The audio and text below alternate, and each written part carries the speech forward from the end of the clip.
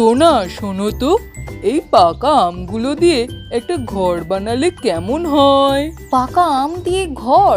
তোমার কি মাথা খারাপ হয়ে গেছে নাকি?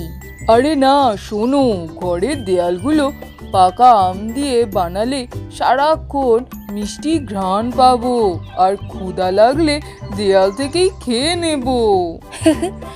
আচ্ছা বলো তো, দুদিন পর যদি আমগুলো পচে যায় তখন ঘরের কি হবে? পাকা আমের ঘর দুর্গন্ধে ভরে উঠবে, তখন তুমি কোথায় যাবে? সেটা তো ঠিক কথা। তাহলে কাঁচা আম দিয়ে বানাই। কাঁচা আম তো অনেক দিন ভালো থাকে। কাঁচা আম? তুমি কি জানো কাঁচা আম কত শক্ত?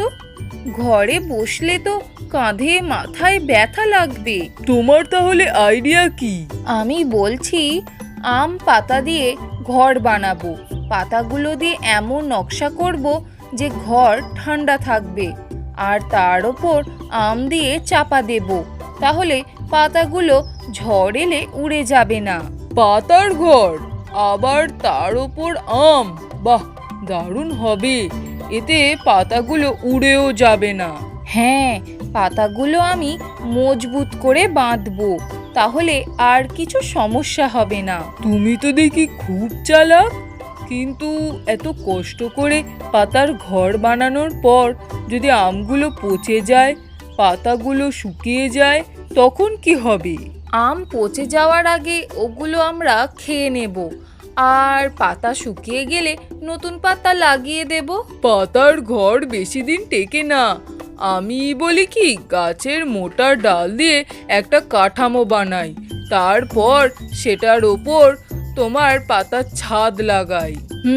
দারুণ আইডিয়া। গাছের ডাল দিয়ে ঘর শক্ত হবে, আর আমার পাতার ছাদে ঘর ঠান্ডা থাকবে। তাহলে ঠিক করলাম, আমরা একসঙ্গে ঘর বানাবো।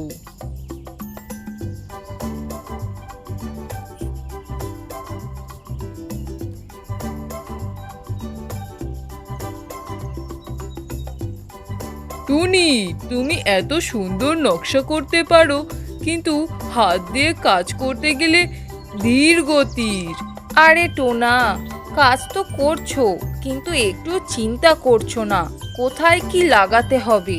ঠিক আছে ঠিক আছে, তুমি তোমার নকশা বানাও, আমি কাঠামো শক্ত করে তৈরি করি। টোনা, আমার মনে হয় তুমি ডালটা একটু বেঁকিয়ে লাগালে ঘর দেখতে আরো সুন্দর হবে। ওরে বুদ্ধু, ডাল যদি বেঁকায় তাহলে ঘর পড়ে যাবে। ঠিক আছে ঠিক আছে, তুমি যা ভালো বোঝো। তবে কাজ শেষে যদি ঘর পড়ে যায় তখন আমি দায়ী নয়।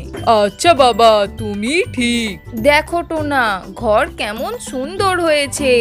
আমার পাতার ছাদ কত সুন্দর ঝলমল করছে।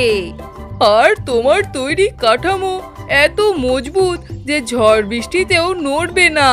এটা তো আমাদের দুজনেরই মিলিত পরিশ্রমের ফল। হ্যাঁ, আর তুমি না থাকলে আমার এই ঘর এত সুন্দর হতো না। তুমিও না থাকলে আমার ঘর মজবুত হতো না।